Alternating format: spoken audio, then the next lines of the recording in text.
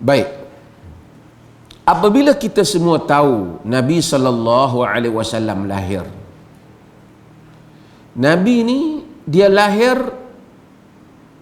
dia bashar. Macam lahir manusia lahir. Tak ada lah Nabi ni lahir tiba-tiba terus ada. Nabi ni bukan cerita kartun. Dalam cerita orang Melayu ada cerita anak buluh betung. Lahir daripada muntah lembu. Tak ada. Kalau Nabi Isa ajaib sikit. Lahir tanpa ada bapa. Tapi Nabi kita tidak. Dia ada bapa dan dia ada ibu. Hak tu yang kita duk baca selalu. Qul innama ana basyarun mislukum. Allah suruh Nabi sebut, katakanlah sesungguhnya aku ini bashar, manusia seperti kamu. Jadi salah satu benda yang kita kena beriman berhubung dengan Nabi ni dia manusia, dia bukan malaikat. Kalau orang kata Nabi malaikat, rosak akidah dah. Pasal Allah bagi tahu Nabi adalah bashar. Dan Nabi nak elak orang ni duk rasa macam Nabi ni dia bukan manusia. Sehingga akhirnya tak bolehlah nak ikut dia jadi contoh teladan, dia bukan manusia. Dia suka cerita-cerita ajaib. Nabi tak. Nabi sakit. Orang lontar Nabi, baginda luka, cedera dia. Tak ada orang lontar Nabi, batu-batu kena Nabi, jadi buah kurma. Dah. Nabi sedih. Sebab tu panggil Amun Huzn, tahun sedih. Khadijah meninggal, Abu Talib meninggal, sedih. Tapi Allah mahu kita sedar Nabi kita ini ialah Muhammad bin Abdullah ini adalah apa? Manusia. Kalau kita tak sedar yang tu, nanti dia akan pergi, dia melampau, dia hulu.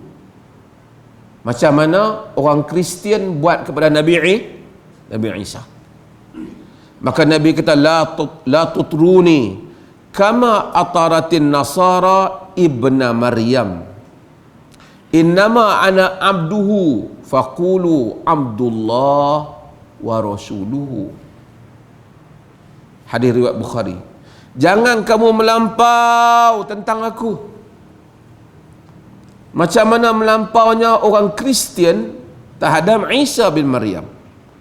Sesungguhnya aku ini hamba Allah. Katakanlah hamba Allah dan Rasulnya. Beza, kita pun hamba Allah, tapi kita bukan Rasul. Nabi hamba Allah, dia Rasul. Maka Nabi tak mau kita melampau. Bila kita melampau, kita tak pergi tauhid kita pada Allah, kita pergi membesarkan lain daripada Allah. Macam orang Kristian, akhirnya dia tak minta ya Allah, oh Jesus, dia minta pada Jesus. Kita tak diajar dalam agama kita kalau demam, ya Muhammad Ishfini, wahai Muhammad sembuhkan aku. Tak boleh. Kita sebut bila kita sembahyang, iyyaka na'budu wa iyyaka nasta'in. Hanya engkau kami sembah, hanya engkau kami pohon pertolongan. Tapi Nabi SAW itu dikasihi kerana Nabi itu Rasul kita. Dia telah dipilih oleh Allah SWT. Dia berbeza dengan kita di sudut dia menerima wahyu, kita tidak menerima wahyu.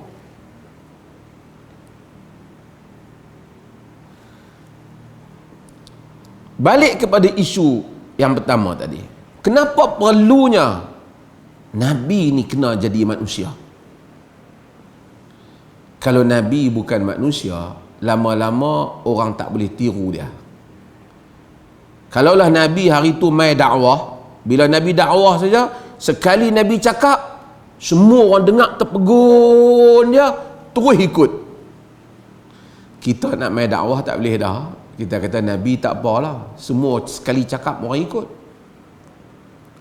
Kalau Nabi mari dakwah, bila orang nak serang Nabi, orang nak panah Nabi, anak panah tu jadi makanan.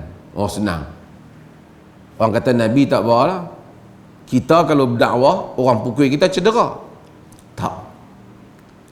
Nabi pun cedera, Nabi pun sedih, Nabi pun berduka cita, Nabi pun gusar, bimbang terhadap apa yang akan berlaku. Supaya kita tahu, bila kita menghadapi semua masalah ini, laqad kana lakum fi rasulillahi uswatun hasanah. Sesungguhnya bagi kamu pada diri Rasulullah itu contoh yang baik. Kalau Nabi itu malaikat, dia tak makan, kita tak ada lah sunnah makan. Nabi kalau dia macam malaikat ke, ataupun macam Sami ke, yang tak kahwin, tak ada lah pula kita sunnah rumah tangga.